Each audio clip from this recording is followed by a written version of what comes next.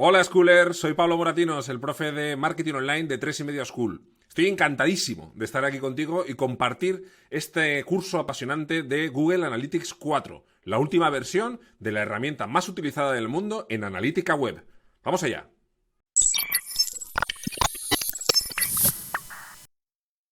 Vamos a ver en esta pequeña presentación algunos detalles que debes tener en cuenta antes de empezar a trabajar con Google Analytics, tanto si no has utilizado nunca Analytics, si eres un recién llegado a esta herramienta, como si la has utilizado en sus versiones anteriores y el cambio a esta última versión pues te impresiona o te resulta un poquito incómodo, por decirlo de alguna manera. Soy Pablo Moratinos, soy consultor de marketing online especializado en analítica digital y soy profesor en 3 y media School de los cursos de analítica, de marketing y colaboro con Ana Cirujano en los cursos de WordPress. Vamos a meternos en tarea muy rápidamente, que es GA4 o Google Analytics 4, que va a ser el primer paso que vamos a ver en esta introducción, que es entender de alguna forma qué es esta herramienta y qué supone este cambio, esta nueva versión. Tenemos que decir, por poner un poquito de contexto, que Google Analytics existe aproximadamente desde el año 2005, en el que la gente de Urchin crearon esta herramienta, que después fue adquirida por por Google, que pasó a llamarla Google Analytics en el año 2008. Salió esta versión 2, digamos, si Urkin era la versión 1, en el 2008 se publicó la versión 2, en el 2013 hubo de nuevo otro cambio importante con la llegada del código de Universal Analytics, que es el que hemos tenido en vigor hasta que en este 2020 se ha instaurado como tipo de código de seguimiento por defecto el de Google Analytics 4, las nuevas propiedades de Google Analytics. Fijaros que es bastante curioso, simplemente como una nota al margen, deciros que seguramente recordáis cómo las propiedades de Google Analytics se identificaban mediante un código de identificación que empezaba por las letras UA- pues un número, ¿no? Un número de serie, por llamarlo de alguna manera. Bueno, ese UA, que había gente que pensaba que significaba Universal Analytics, de donde venía originalmente era de esto que vemos en el 2005 de Urkin, que era Urkin Account, es decir, una cuenta de Urkin. De ahí viene ese prefijo que tenían las cuentas de Analytics, para que veáis un poco la herencia que ha ido quedando a lo largo de los años. Esta nueva versión de Analytics, aquí podemos ver cómo ha ido evolucionando en la versión 1, 2, 3 y 4, podríamos decir, aunque por el medio han pasado un montón de cosas, ¿no? Sobre todo lo relativo a los códigos, a los scripts de seguimiento que se han ido creando. Aspectos o puntos que pueden ser interesantes para nosotros son, por una parte, todo lo relativo a Google Tag Manager, que ha afectado de forma muy directa la forma en la que trabajamos con Google Analytics, pero también Firebase, que era el sistema de Google Analytics que se utilizaba para hacer seguimiento de lo que sucedía en aplicaciones para móvil, con lo cual de alguna forma podíamos, si ya se empezaba a hablar de analítica digital de una manera mucho más amplia que analítica web, ya no medíamos solamente lo que pasaba en las páginas web, sino que también podíamos medir lo que pasaba en las aplicaciones, y para eso Firebase pues era muy interesante. ¿Qué sucede? Que todo esto surge a raíz de que nos encontrábamos con una situación un poco curiosa con las cuentas o con el servicio que podía ofrecernos Google Analytics hasta hace muy poco tiempo, que era que, si os fijáis un poco en la ilustración de la izquierda, como teníamos una serie de tráfico que llegaba a través de la página web y otro tráfico que llegaba directamente a las aplicaciones para móviles, que en ambos casos eran usuarios que estaban visitando sitios de nuestra marca, de nuestro negocio, y que tenían que ser analizados de manera independiente. Por una parte, el tráfico web y por otra parte, el tráfico de la app. Con lo cual, el concepto de analítica digital como algo integrador de estas dos herramientas no dejaba de ser algo que producía ciertas fricciones en el momento de análisis, porque teníamos que ir cruzando todos esos datos y, aunque era posible, esto generaba pues ciertos problemas, ¿no? Sin embargo, con la llegada de Google Analytics 4 y la integración de lo que hasta ahora hacían Firebase y Analytics por separado, lo que conseguimos es hacer un seguimiento del tráfico de la web y del tráfico de las aplicaciones directamente en la misma herramienta, en la misma plataforma, con lo que los informes ganan mucho más, están mucho más consolidados y son mucho más completos para entender la relación del cliente con nuestra marca o nuestro producto, que al final es lo importante de esto, ¿no? No simplemente el comportamiento que tiene la página web de manera aislada, sin vincularlo directamente al producto.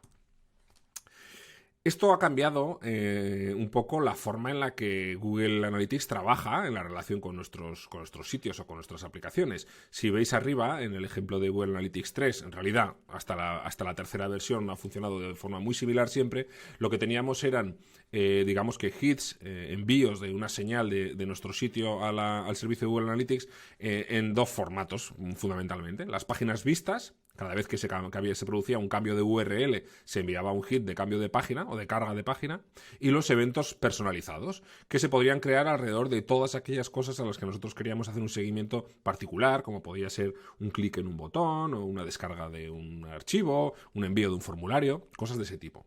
En Google Analytics 4 este paradigma cambia y ya no se basa en sesiones y en páginas vistas como hasta ahora, sino en eventos. Las páginas vistas se han convertido precisamente en eventos de carga de una página. Y esto cambia mucho la forma en la que entendemos todo y sobre todo lo simplifica, porque ahora podemos de alguna forma dibujar cada interacción de un usuario con nuestra página en esta forma de evento y adaptarla exactamente a la necesidad que nosotros tengamos. Con lo cual, hemos ganado en nivel de personalización y en realidad hemos simplificado la relación del script de Analytics con nuestra página web o con nuestra aplicación. Vamos a ver muy rápidamente algunos ejemplos o algunas repercusiones de esto que estamos contando. Lo fundamental, y esto es algo que llama la atención a cualquiera que entra en nuestro sitio, es que ya no existen las vistas de las propiedades.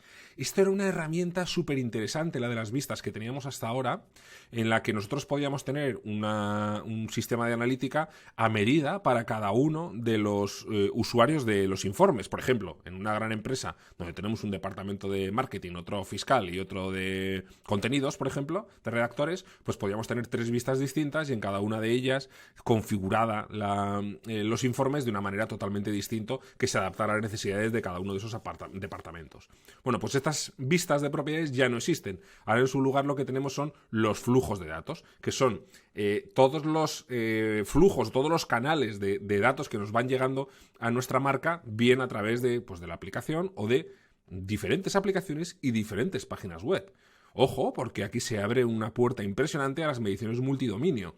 Aquellas páginas web que tienen varios dominios que representan a la misma marca. Por ejemplo, todo lo relativo, por supuesto, a subdominios de nuestro sitio, pero también aquellas marcas que trabajan de una manera internacional y que utilizan dominios distintos para cada país. Por ejemplo, una empresa que trabaje a nivel europeo y que trabaje, por ejemplo, con las extensiones .es, .fr y .uk, por ejemplo, para 3 países distintos, bueno, pues podría estar midiendo el rendimiento de sus 3 páginas con sus 3 dominios en un único, o a través de 3 flujos de datos en una única propiedad de Analytics, con lo cual se simplifica y se combinan de nuevo los datos de una forma muy interesante. Por supuesto, también a nivel de multiplataforma y multidispositivo, como veíamos antes.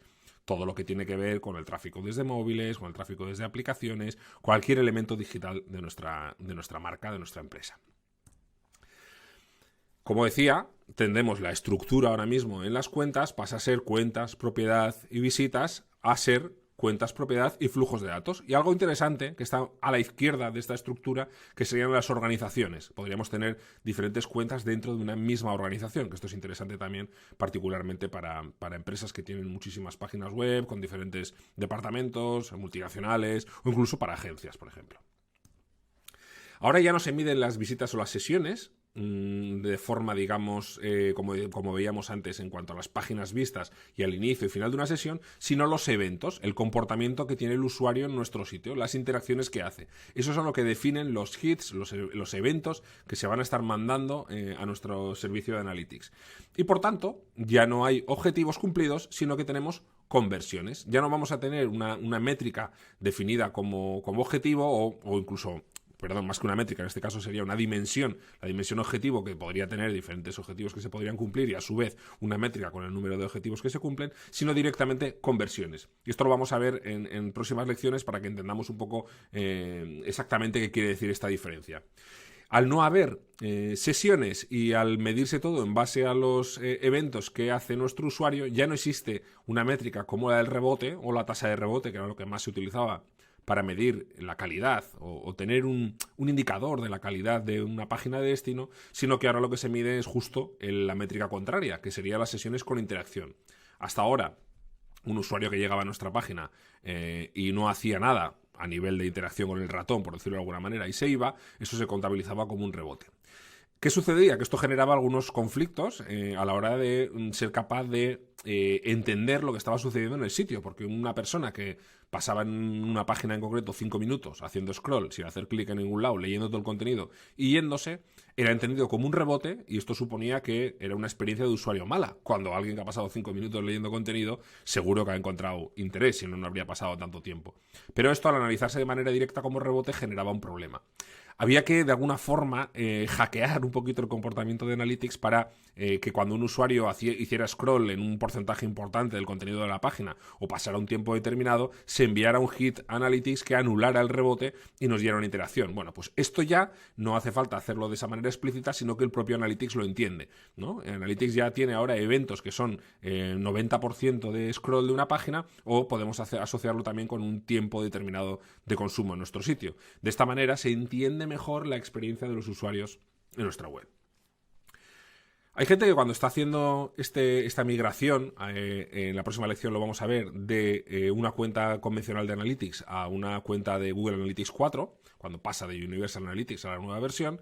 ¿Qué pasa con todo el histórico de datos que tenía en mi propiedad? Bueno, pues que efectivamente lo pierdes.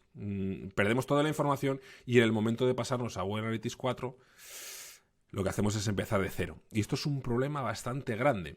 Por eso, pensando un poquito en dar el salto, en la pregunta esta de si me cambio ya a Google Analytics 4, la verdad es que sí, pero no penséis en el cambio como en una migración como tal, que es como nos lo presenta Google Analytics, sino como en una medición dual. Es decir, yo lo que os recomiendo es que vuestras cuentas de Universal Analytics sigan en marcha, sigáis funcionando con ellas, y en paralelo creéis una nueva propiedad con el código de seguimiento de Google Analytics 4. ¿Qué conseguiremos con esto? Bueno, en principio es verdad que vamos a tener un poco de follón, porque vamos a tener dos cuentas o dos propiedades dándonos informes de nuestro sitio, que veréis además que no entregan unos datos que coincidan. Esto va a suponer problemas también, pero es por la forma en la que tenemos de medir. Pero sí que os invito a que durante un tiempo hagáis esta medición dual. ¿Por qué? Porque hay informes que todavía no existen en Google Analytics 4, hay aspectos como todo el tema del seguimiento, del cumplimiento de objetivos, que ahora ha cambiado y ahora solamente se miden conversiones, hay algunas cosas con las que vamos a encontrar todavía algunas limitaciones, y sobre todo la carencia del histórico de datos de Google Analytics 4 va a suponer que durante por lo menos un año, si vosotros analizáis vuestro sitio con el factor estacional en mente, pues os va a costar. Entonces, ¿qué vamos a hacer? Bueno, yo os recomiendo que sigáis con la cuenta de Universal Analytics y vayáis aprendiendo la de Google Analytics 4. Y dentro de un año, pues bueno, ya si queréis cerrar la antigua de Universal Analytics para simplificar vuestro procedimiento de análisis, pues bien. Y si no, pues seguid con ellas hasta que ya no os apetezca hacerlo. Pero esto es lo que yo recomiendo para que poder soportar de alguna forma este problema que os comento del histórico de datos.